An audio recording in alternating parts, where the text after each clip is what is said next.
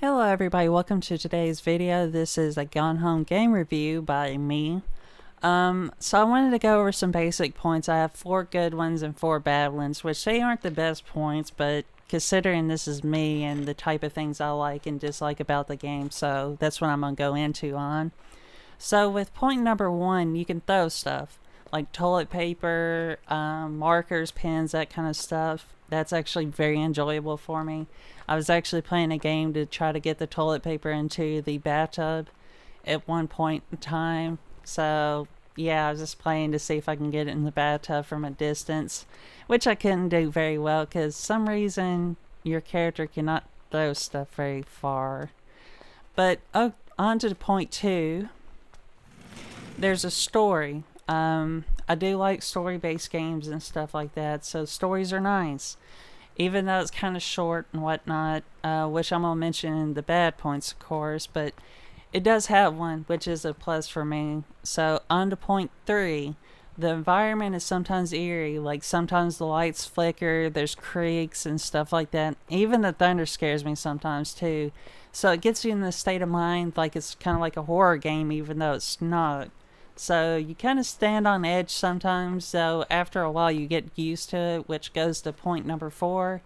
The game can be a bit relaxing after you get over the eerie environment, such as the rain's calming and stuff. It gets your minds off of everyday things like stress and work and all that kind of stuff, so that's always a good thing, you know. To bad points now, the main thing that killed it for me is the price point. The price point as of December 2016 is $19.99, which personally I should believe this game should be about $5 at most, give or take.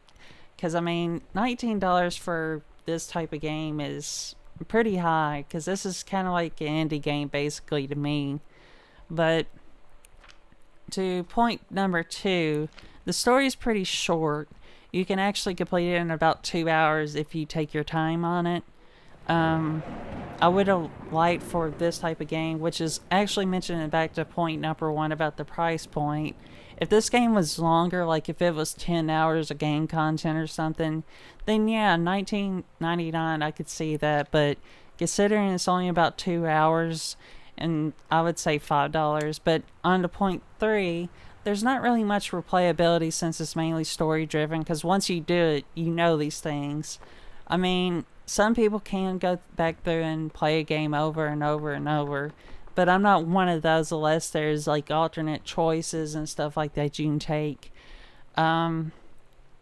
Which kind of goes back to the 2 hours deal. It's not only you can't hardly have any replayability, it's also just a 2-hour game. But on to point 4, which is it kind of throws you in without any guidance. So you just get to the house after leaving the voicemail on the scene, and you don't even know where the key is to the house. You just kind of have to look around, and that's kind of annoying, which I did find it after a few minutes in my starting playthrough, but it's not something everybody's going to look for. And as soon as you get in the house, you're like, oh, do I go upstairs or do I go to the left? Well, I went to the left, and that seems like the way it was supposed to go, I assume.